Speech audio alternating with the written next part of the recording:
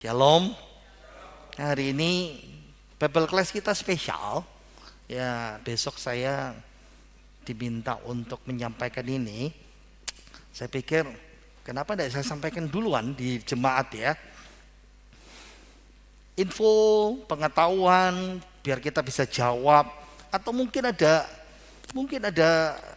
saudara atau teman atau keluarga yang mungkin terlibat ya, bermasalah LGBT.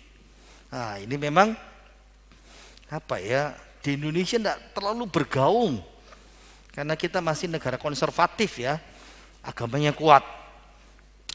Tapi ini saya tunjukkan sejarahnya sama saudara ya. Bagaimana perkembangan LGBT itu.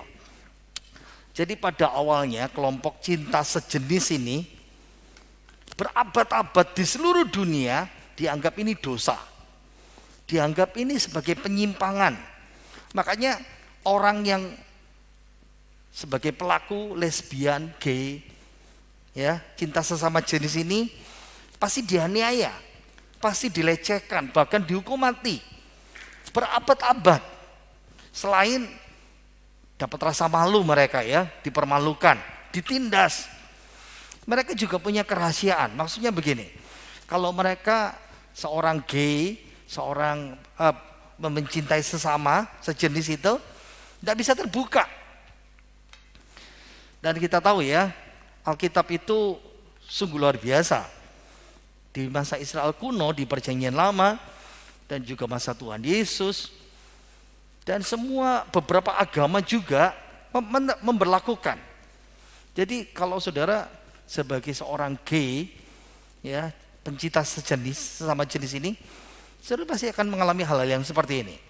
Nah, eksekusi mati terhadap aktivitas gay terakhir di Inggris itu tanggal 27 November 1835. Dua pelakunya ya, homo, James Pratt dan John Smith, digantung di luar penjara di London, di Inggris. Sejarah undang-undang Eropa pada era kolonial ya, sampai dibawa ke Amerika, negara Amerika berdiri, undang-undangnya sama dibawa. Kalau saudara terlibat homoseksual, saudara harus hukum mati. Itu yang terjadi di dunia. Tapi mulai abad ke-19, undang-undang hukuman mati itu mulai dicabut. Tidak diberlakukan lagi ya. Jadi kalau menjadi pelaku homo tidak diberi hukum mati, tapi hukumannya masih tetap ada.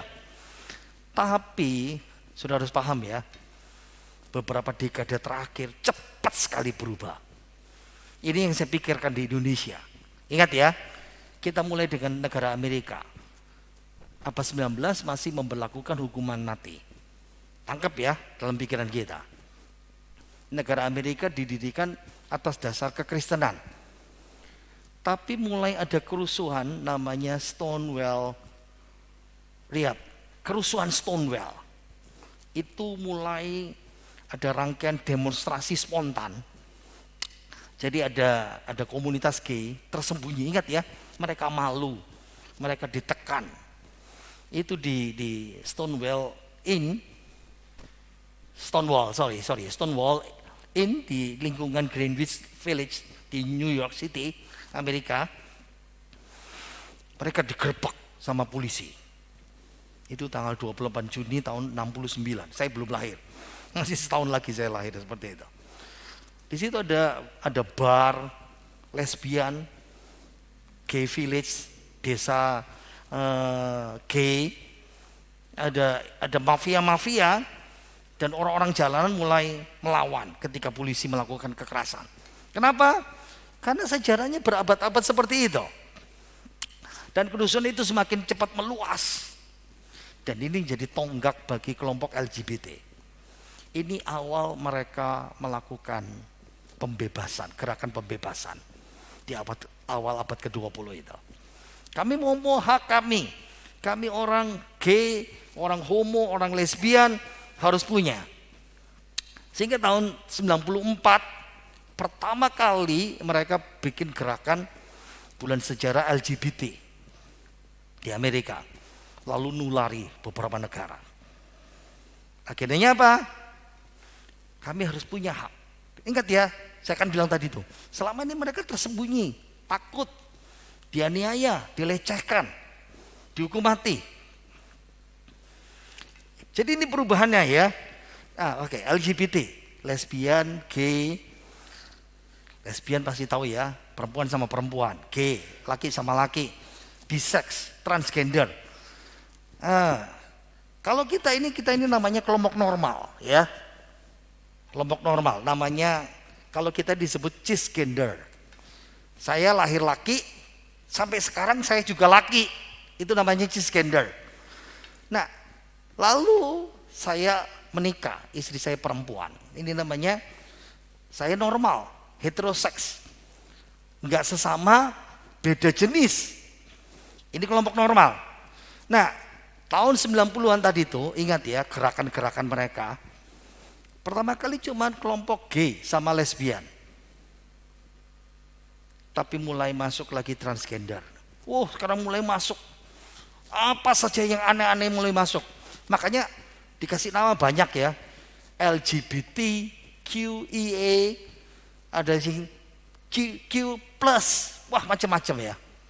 Apa saja sekarang? Bisex. Ingat ya, dosa ini sudah mulai bergerak ini. Bisex ini ketertarikan. Jadi gini, bisex itu seperti ini. Saya laki, saya suka sama perempuan, melakukan hubungan seks dengan perempuan. Tapi bukan hanya perempuan, saya juga mau sama laki. Laki sama laki. Ini namanya bisex. Mau sama perempuan, mau sama laki. Tapi mau juga sama banci. Mungkin seperti itu. Ya, ada gender non biner seperti itu. Nah, transgender itu orang yang punya ekspresi gender. Maskulin, feminin yang berbeda. Kayak ginilah paling gampang. Transgender, siapa itu? Orang misalnya ini laki, dia melakukan operasi ganti kelamin. Nah, itu transgender. Atau laki, masih tetap laki, tapi penampilannya perempuan. Karena dia melakukan terapi hormon. Nah, itu namanya transgender juga. Ya. Atau melakukan perubahan nama. Ya. Laki pagi namanya Joni, malam namanya sudah pintar sudah. Paham ya? Nah, itu namanya transgender seperti itu. Ada lagi queer atau non binary. Ini orientasi seksnya dengan banyak gender. Gay, lesbian, bisex, transgender, intersex maupun dengan istilah aseksual. Saudara pasti pusing. Ingat, begitu dilepaskan, mereka terus berkembang. Istilah queer ini dalam LGBT. Nah, jadi ada Q di situ. Itu menunjukkan bahwa identitas spesifik individu yang tidak termasuk kita yang normal, cisgender dan heteroseks. Pokoknya yang nggak termasuk normal itu yang termasuk gini, seperti itu. Sekarang ada lagi plus, tambahan plus belakang itu. Siapa itu? Pokoknya dirangkum. Apa saja? Sekarang ada tipe namanya aseksual. Wah, saudara kan pusing. Aseksual itu seperti ini. Laki atau perempuan, pokoknya nggak tertarik dengan seks. Bisa jatuh cinta, tapi nggak suka sama seks. Seperti itu. LGBT ini semakin berkembang, ada lagi namanya intersex. Apa itu intersex ya? Lahir, karakter biologisnya, hormonnya, kode genetiknya, jenis kelaminnya bervariasi. Memang kalau kasus-kasus yang seperti ini, laki kok secara lahir kok modelnya kayak perempuan gitu ya. Maaf, mungkin kelaminnya tidak sampai kelihatan, itu laki. Nah, seperti itu ya. Biasanya kalau kasus yang seperti ini mesti dioperasi ya, untuk penegasan saja. Setelah melalui beberapa sesi-sesi, dia itu yang cenderung yang mana semuanya, mesti dilihat itu. Nah, sekarang ada lagi namanya panseksual. Wow, ini aneh-aneh saudara.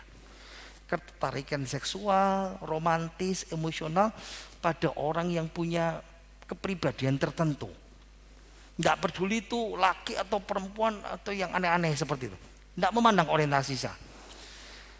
Ingat ya, dulu yang dianggap tabu, dulu yang dianggap dosa, dulu yang dianggap memalukan, LGBT mulai merubah stigma. Kamu harus pride, kamu harus bangga. Saudara harus tahu ini. Ini yang mereka lakukan. Jadi, saya mau merasa bahwa ingat ya, saudara, kalau kita mungkin saya orang konservatif, sebagian besar dari saudara konservatif juga. Dulu dianggap, wah itu gak betul, itu dosa. Tapi mereka sudah merubah stigma, kepingin, makanya kenapa ada gerakan LGBT dan plus semuanya itu. Karena mereka mau merubah pride-nya seperti itu. Saya mau tunjukkan sama saudara namanya buku kelompoknya gay. How American Will Conquer Its Fear and Hatred of Gay in the 90s. Bagaimana orang Amerika akan menaklukkan ketakutan dan kebenciannya terhadap gay tahun 90-an. Ingat ya, ini cara mereka supaya Amerika yang dulunya negara Kristen ditaklukkan sama gay. Ini cara mereka. Jadi ini manifesto untuk menormalkan. Kan homoseks kan tidak normal kan buat kita kan. Nah, bagaimana caranya? Mereka tulis di sini. Lihat ya. Merubah secara drastis bagaimana menaklukkan. Ingat, orang Amerika, orang beragama, orang konservatif dulu takut sama orang gay. Takut keluarganya gay, benci sama gay. Caranya, ini yang mereka tulis dalam bukunya. Bicaralah gay sekeras mungkin, sebanyak mungkin, sesering mungkin. Ingat ya, ini yang dikatakan mereka. Dan ini membuat orang lagi nggak peka. Nggak dianggap lagi, oh dosa, nggak dianggap lagi apa. Karena sudah sering dengar. Lalu menjadi aspek budaya. Ingat ya, saya mulai dari pendahuluan dulu. Dulu dibenci, dikucilkan, dihukum mati. Caranya gimana? Mulai dengan bicara gay. Lalu, langkah kedua mereka, gambarkan gay itu sebagai korban. Kita ini korban dari masyarakat. Kita ini ditentang. Yang menentang siapa? Ya pasti kita orang beragama. Nah itu dianggap penantang agresif. Itu cara mereka bikin. Wow. Dua cara ya. Yang pertama, bikin mitologi. Saya itu dilahirkan kayak gini. Nanti saya jawab semuanya ini. Ya. Lalu ingat, masyarakat membenci kami ini korban. Itu caranya mereka. Bukan karangan saya loh ya. Mereka sendiri yang tulis bagaimana menaklukkan. Yang ketiga, bilang berikan pelindung alasan yang adil. Gimana? Kita kan didiskriminasi kata mereka. Atau dalam bentuk diskriminasi yang bagaimana? Apapun. Nah, lalu bikin orang yang normal, ya kita merasa nyaman ketika membela pihak yang tidak diunggulkan. Siapa? Kelompok mereka. Bagaimana cara membuat orang normal bisa membela kita yang korban ini? Wah. Yang keempat, bikin gay itu lebih terlihat terbaik. Lihat mana? Lihat medsos, TV, film. Dibikin karakternya itu menarik, menawan, cerdas, jenaka, menarik. Coba ya, saudara temukan di TV-TV Indonesia. Ada film sinetron, ada acara TV, presenter, masih ada laki, ada perempuan, ganteng, ayu, seksi, lalu ada banci, betul nggak? Saudara temukan itu caranya. Yang kelima, lalu buat si korban anti gay itu siapa? Kelompok yang konservatif. Ya kayak kita yang menentang itu. Oh itu salah, buruk. Kelihatannya jahat. Itu orang jahat itu. Harus dikucilkan, dibalik sekarang. Baru kaget ya. Oh kayak gitu caranya. Pertanyaannya, berhasil enggak? Ya. Jadi mereka memanipulasi dibalik. Ingat ya, berabad-abad sekarang bisa dibalik itu. Sukses. Dan itu menjadi bagian budaya di Amerika. Dari dibenci, dilarang, dikutuk. Sekarang legal. Legal itu sah secara hukum. Terhormat. Makanya mereka bilang, pride. Ini kebanggaan. Saya tunjukkan keberhasilan mereka. Tahun 50 sampai tahun 50, tidak ada satu negara pun di dunia melegalkan pernikahan sejenis. Tapi mulai tahun 95, 17 negara melegalkan sah secara hukum kawin sesama jenis. Sekarang pertanyaan buat kita. Dunia itu begitu cepat. Berabad-abad dilarang, dibenci, sekarang bisa berubah. Saudara yang termasuk mana? Pendukung? Enggak. Tapi kita kadang-kadang I don't care. Aku enggak peduli. Ini yang ngeri. Gereja kurang lebih hampir 8 tahun yang lalu, bulan April tahun 2014, pasangan gay pertama kali menikah di gereja ini. Di Inggris. John Tipper, Barb Burden. Di Metropolitan Community Church. Kalau saudara suka Liga Inggris, itu ada Bournemouth, tahu. Wah, di situ tahu. Setahun kemudian Perancis menyusul. Friends United Protestant Church mengizinkan pendeta memberkati pernikahan. Ngeri enggak saudara? Kenapa? Langkah-langkahnya tadi tuh. Sampai dilegalkan, 2 tahun dilegalkan, lalu taati gereja.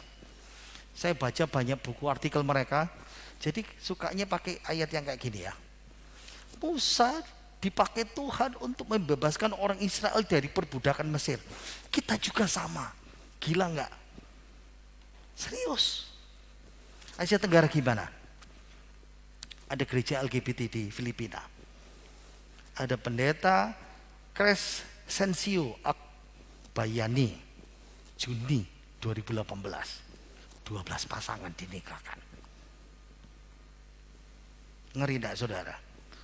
Apakah homoseks ada dalam gereja? Ya. Ini ada pendeta gay dari Malaysia. Yang buka Cina-Cina itu kelihatan saudara ya. Ngeo Bon Lin. Pendeta ini dia menikah dengan sesama jenis. Produser musik dari kota New York. Pinehas, Newburgh 2011.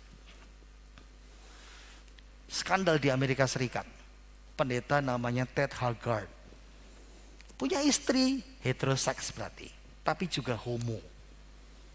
2006 pendeta Ted Haggard yang bikin skandal, bikin Amerika kaget. Kenapa? Ini gembala mega church. Gembala jemaatnya 14.000 saudara.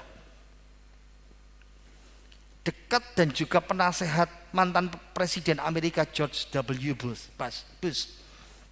Punya istri, tapi ketahuan menyewa pelacur laki-laki.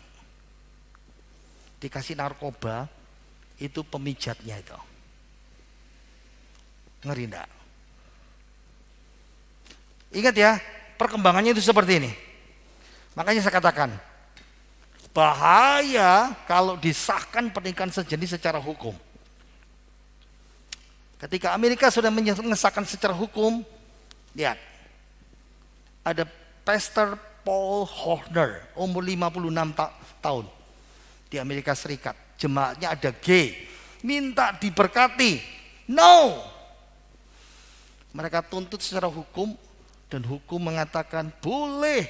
Kenapa gereja tidak mau pendeta ini di penjara? Gila enggak saudara? Serius. Saudara harus paham itu. 2021 baru waktu pandemi 23 April ada pendeta tua namanya John Sherwood, umur 71 tahun. Ini gembala 35 tahun di Pilgrim Tabernacle Church Inggris. Dia ngapain? Dia khotbah homoseks itu dosa. Kamu harus tahu firman Tuhan. Alkitab berkata laki-laki dan perempuan jangan melakukan dosa ini. Langsung dituduh sama yang beberapa kelompok mereka, ini pendeta homofobia. Masuk penjara. Opa 71 tahun saudara. Ngeri enggak? Sekarang kita tahu gimana Indonesia. Undang-undang kita tidak berubah, masih ada. Ya. Laki sama perempuan. Tapi pertanyaannya, bisa enggak negara kita berubah? Tak mungkin, Pak. 2004 Komnas HAM mengkampanyekan pilihan orientasi seks itu hak asasi manusia. Ini yang terjadi, saudara ya. Sekarang kita main logika saja. Kalau gitu demi HAM, kebebasan individu, apa mesti dilegalkan? Makanya kadang-kadang HAM itu aneh-aneh ya. Nah, lalu bagaimana dengan pedofil? Bagaimana dengan narkoba dan alkohol? Orang suka minum. Itu musuh hak asasi manusia. Nah, di Indonesia ada berbagai kelompok organisasi gereja. Misalnya gini ya, gereja kita kan Pantai Kosta. Nah, itu alirannya ada organisasi Dewan Gereja Pantai Kosta Indonesia. Ada Dewan Gereja Indonesia. Ada Persekutuan Gereja Indonesia. Nah, salah satu aras nasional dari PGI, sekretaris umumnya namanya Gomar Gultom, waktu peristiwa LGBT ini meledak, ngeri enggak dia berbilang apa gini? Pilihan melakukan pernikahan sejenis harus bisa diakomodasi oleh negara. Wow, ini yang membuat saya dan teman-teman lalu langsung menjawab di media sosial. Dia diprotes keras. Mereka yang komitmen membangun cinta kasih dengan sesama pernikahan hetero atau homo harus dilayani, dilindungi negara melalui perangkat hukum dan tidak boleh diskriminatif. Gila enggak saudara? Itu sebabnya gereja-gereja yang aliran yang gini bisa mulai terima, tapi kita tetap nggak mau. Ingat ya, pendukungnya ada beberapa pendeta fakultas teologi yang non konservatif. Makanya saya bilang kita ini aliran konservatif. Jangan khawatir saudara. Saudara tahu kan, pendeta saudara kan keras kan. Dan gereja-gereja besar di Amerika, United States, di Eropa, Australia sudah mulai buka. Apa kita mau terima? Enggak. Saudara, ini yang ngeri di Indonesia. Ini survei Saiful Mujani Research Center. Karena mereka LGBT dibenci tapi bisa dilindungi. Ini aneh ya. Lihat ya. Lingkaran yang besar saja. LGBT itu mengancam. Sangat mengancam. Tapi 50% negara harus melindungi. Ini kan aneh kan? Kalau ditanya di bawah ya, yang 79% itu tidak kelihatan saudara. Saudara mau bertetangga dengan orang Indonesia di survei? Mau tidak bertetangga dengan orang LGBT? Gak mau. Boleh tidak bupati wali kotanya orang LGBT yang kedua? 89% berkata gak boleh. Boleh tidak presiden orang LGBT? Gak boleh. Tapi boleh dilindungi, itu masalah itu. Sekarang saya mau bilang pergerakannya di Indonesia. Dan awasi generasi kita betul-betul dan awasi generasi gereja. Ingat ya, saya ambil dari gatra.com, bungkus berita. Nah, banyak kesaksian di kampus-kampus, mahasiswa yang normal mulai digerilya sama kelompok mereka supaya dijebak, terlibat, masuk LGBT dan tidak bisa keluar lagi. Itu cara mereka. Nah, ingat ya, perilaku mereka ini persis seperti sekte, kultus, fanatik, eksklusif, indoktrinatif. Kayak sekte seksual ya. Targetnya apa? Mendorong supaya hukum menerima secara sah dan legal. Ingat ya, karena mereka tahu LGBT tidak bisa dilakukan lewat penularan, bukan kayak virus. Nah, ya, caranya supaya orang normal mau dijebak dan akhirnya masuk. Itu caranya melalui virus itu. Ingat, tidak mungkin melahirkan anak yang seperti ini. Tanpa penularan LGBT akan punah seperti itu.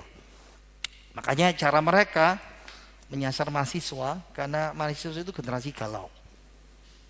Ya, galau identitasnya, kebebasan tinggi. Walaupun tinggal di rumah sama orang tua, tapi wah nggak tahu hilang di mana. Dan institusi akademis perguruan tinggi mereka butuhkan supaya dilegitimasi. Lalu mulai bikin caranya gimana ini normal. Makanya ini cara mereka bergerak seperti itu. Oke, kita belajar. Apa kata Alkitab? Ingat ya, dari penciptaan pada baca Kejadian 1, 2, 7, 2, 3. Maka Allah menciptakan manusia itu menurut gambarnya. Menurut gambar Allah diciptakannya dia. Laki-laki dan perempuan diciptakannya mereka. Ingat, Allah itu menciptakan laki dan perempuan. Allah tidak menciptakan LGBT. Nah, ini cara kebohongan mereka. Dan ingat ya, iblis di balik mereka. I was born this way. Ya, saya dilahirkan ya memang kayak gini. No. Itu cara iblis. Dan ingat, waktu Tuhan penciptaan dan lembaga perkawinan, apa Alkitab berkata? Allah berkata 2, 3.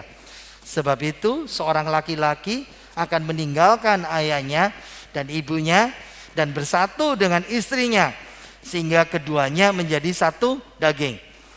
Allah itu memberkati pernikahan laki dan perempuan.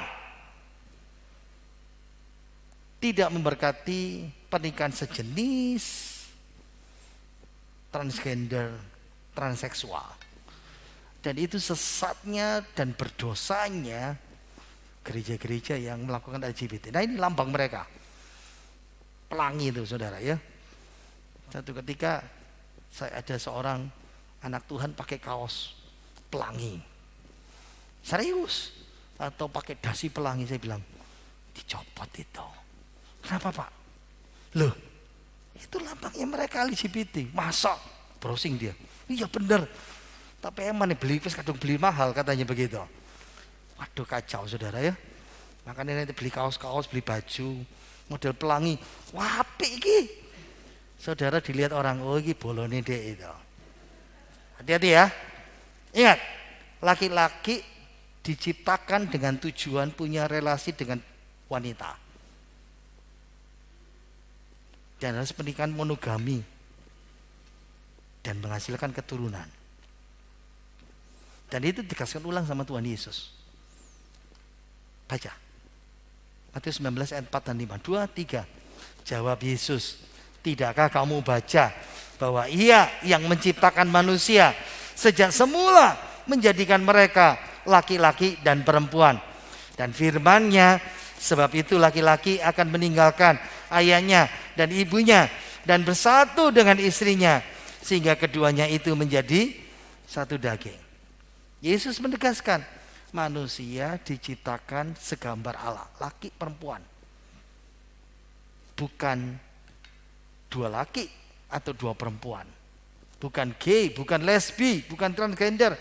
Untuk beranak cucu, dan ini desain awal. Lalu kenapa bisa seperti itu? Karena dosa. Harus dipahami ya.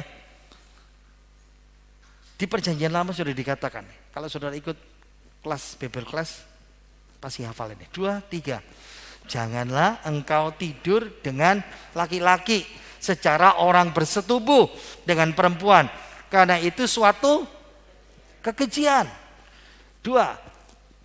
Bila seorang laki-laki tidur dengan laki-laki secara orang bersetubuh dengan perempuan, jadi keduanya melakukan suatu kekejian, pastilah mereka dihukum mati dan darah mereka tertimpa kepada mereka sendiri. Kekejian. Ingat ya, ini sebabnya kenapa Tuhan hukum Sodom dan Gomora. Makanya muncul kata sodomi, seks anal, ya, laki sama laki, dipaksa maupun sukarela. Makanya Tuhan hancurkan itu. Diulangi dalam Yesaya, inilah kesalahan Sodom, kekejian.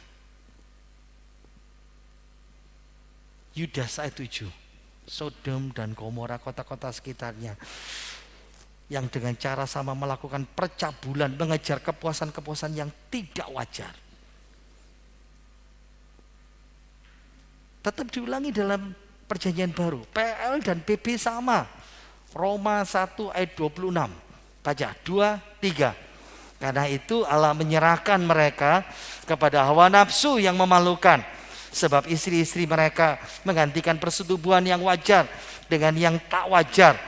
Demikian juga suami-suami meninggalkan persetubuhan yang wajar dengan istri mereka dan menyala-nyala dalam berahi mereka terhadap orang yang lain, sehingga mereka melakukan kesemuan laki-laki dengan laki-laki, dan karena itu mereka menerima diri mereka balasan yang setimpal untuk kesesatan mereka. Nah, makanya ingat ya, Roma bilang homoseks itu karena kamu tidak taat, mengingkari Allah. Kalau kamu terus seperti itu, Tuhan menyerahkan saudara kepada dosa yang lebih bejat. Diperingatkan berkali-kali, tidak mau. Besok Minggu saudara dengar khotbah itu. Dan salah satu hasil pemberontakan mereka, buahnya apa? Homoseks. Ingat ya, ini pernah saya ungkapkan dulu di Alkitab. Masih ingat ya? Banci pemburit tidak mendapat bagian dalam kerajaan Allah. Ingat ya, banci apa itu? Malakos. Lembut, soft, halus, laki. Kayak melambai. Nah, malakos itu 3 istilah ya, Yunani. Laki yang menjadi simpanan di masa PB ya, 2000 tahun lalu, untuk praktek homoseks, atau laki yang menyerahkan tubuhnya untuk nafsu yang tidak wajar, atau dia laki yang pelacur, seperti kasusnya Ted Haggard tadi itu, pendeta itu. Kalau pemburi itu apa? Arsena koites. Arsen itu laki, koite hubungan badan. Jadi ada hubungan apa? Ide pemaksaan, laki hubungan badan dengan laki seperti wanita. Arsen itu bisa dipakai untuk gambar anak kecil ya. Ada tipe gambar pedofil seperti itu. Semburit dalam Alkitab kita itu dari kata persetubuhan sesama laki-laki. Dari mana katanya? Buritan, dari belakang. Itu menyimpang. Siapa? Sodomi, homoseks, lesbian, pedofil. Makanya Alkitab PB dan PL sama. LGBT no. Ini cara mereka ya, kasih kebohongan. Siapa sih saya? Saya kan maksud seksual. Nah, kalau Tuhan sudah mulai diabaikan, diri kita nomor 1. Makanya definisi kita yang menentukan kita. Tapi Alkitab bilang apa? Enggak. Siapa saya? Saya ini ciptaan Allah. Diciptakan menurut gambar dan rupa Allah. Saya laki dan perempuan, tidak ada gay. Itu cara mereka. Ingat, iblis dibalik ini semuanya. Yang kedua, nah ini yang dipakai. Seks itu kebutuhan dan HAM. Bebas, itu pilihan saya. Saya mau jadi gay mau apa? Ingat, Alkitab bilang apa? Dorongan seks itu kuat. Hanya bisa melalui pernikahan kudus laki dan perempuan. Titik kata Alkitab. Kebohongan ketiga lagi, apa yang mereka bilang? Saya yang menciptakan identitas saya. Bergantung dengan apa? Loh, yang saya rasakan kan seperti ini. Saya merasa nggak dilahirkan sebagai laki-laki, tapi perempuan. Salah. Identitas saya bergantung apa kata pencipta saya. Betul nggak? Siapa yang bisa ngatur orang tua? Mau anaknya laki atau perempuan? Dicatur cara-caranya tetap gagal. Betul nggak? Ingat, Alkitab kasih tahu, perasaan kita ini seringkali berbohong. Betapa liciknya hati, lebih licik dari segala sesuatu. Hati kita ini suka bohongin kita. Kebohongan yang keempat, gender itu kan tergantung saya. Seks biologis sudah dipisahkan dari gender. Ya, kalau saya laki merasa perempuan gimana? Tidak bisa. Yang menciptakan gender itu Allah. Saya dilahirkan dengan kondisi ini, kata mereka. Itu hoax. Hoax yang diulang-ulangi, akhirnya dianggap benar. Sekarang pertanyaan ini, bagaimana sih respon kita? Nah, kalau ada orang yang terlibat bergumul, mau tidak mau harus kita tahu ya. Ingat ya, harus ditolong. Ini penting ya. Kasusnya Yohanes 8:8, Yesus ngajar di Bait Allah, orang Farisi, orang ahli Taurat bawa perempuan yang kedapatan berzina. Kan hukum agama kan mesti dirajam. Nah, mereka orang munafik ya. Tidak peduli. Tapi Yesus tidak mengutuk, tapi menawarkan pengampunan dan kehidupan. Kalau ada kasih pengampunan Kristus, orang itu bisa dijangkau. Apapun yang terjadi, seperti Kristus ya, Kristus itu mengasihi kita. Besok saya terangkan serius. Seberapapun kita terus dikasih, saya akan tunjukkan kemarin, besok, Minggu. Ingat, tidak boleh diskriminatif ya, atau homofobik, takut, prasangka, kebencian. Tapi ingat, tetap kita berkata itu dosa. Harus berkata begitu. Kita menolak, tidak boleh, mesti waspada ya.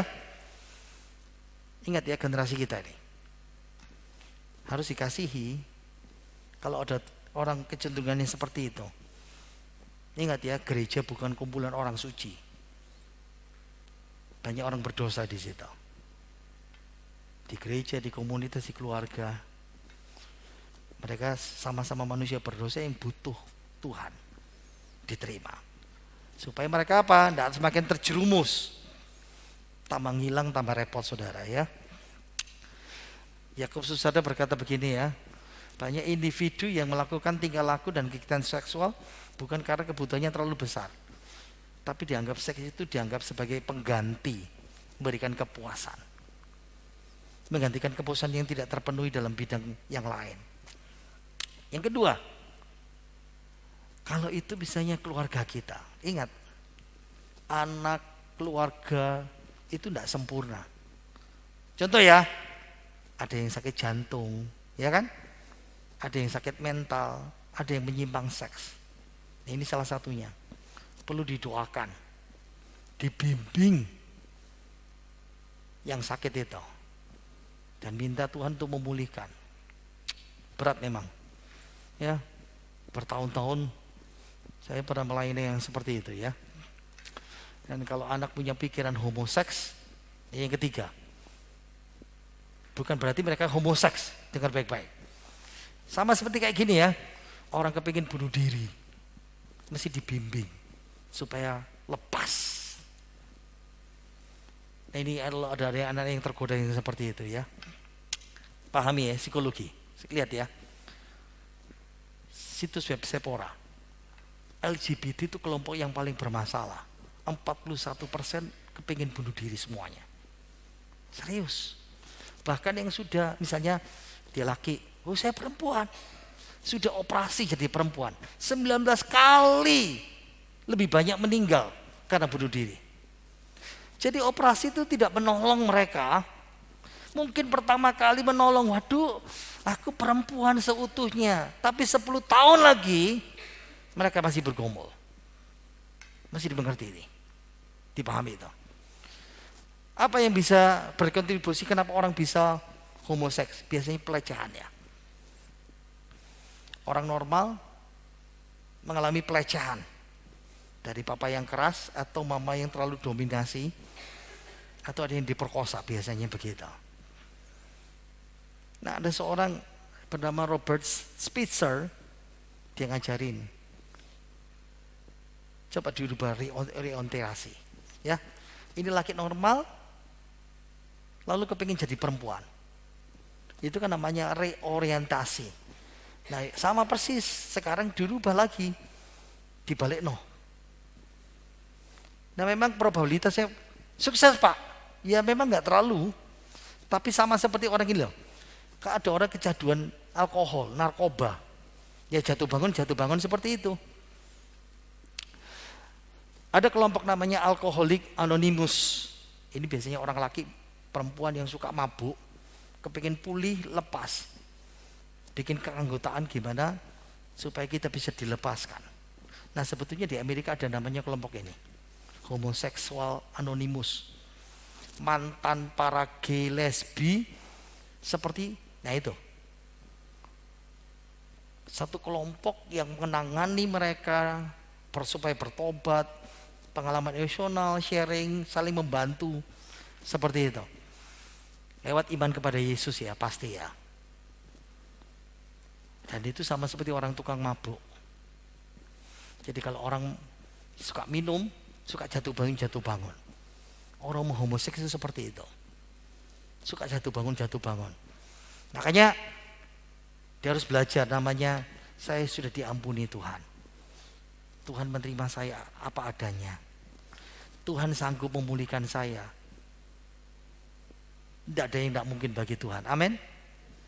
Mau berjuang bersama-sama. Nah makanya kelompok ini bagus ya. Di Amerika markasnya ya, di Houston, Texas. Ada di Jerman, Selandia Baru. Sayang sekali di Indonesia tidak ada. Penutup terakhir. Ada kelompok. Siapa tahu siapa ini perempuan ini? Ini namanya gereja transpuan. Laki yang jadi perempuan ya. Tertua di Jawa. Orang Beratang pasti tahu, Salon Handayani. Ya. Dia punya gereja persekutuan hati damai, kudus. Dia naik ke tangganya ke lantai 2. Nah di ruangan 2 ini ya, lantai 2. Jemaat kelompok ini menggelar ibadah di sana. Ini kelompok mereka ketika mereka mulai dibaptis. Ingat ya, kalau kita melihat pergumulan hal-hal yang seperti ini, jadilah berkat untuk bisa menolong orang-orang sekitar kita.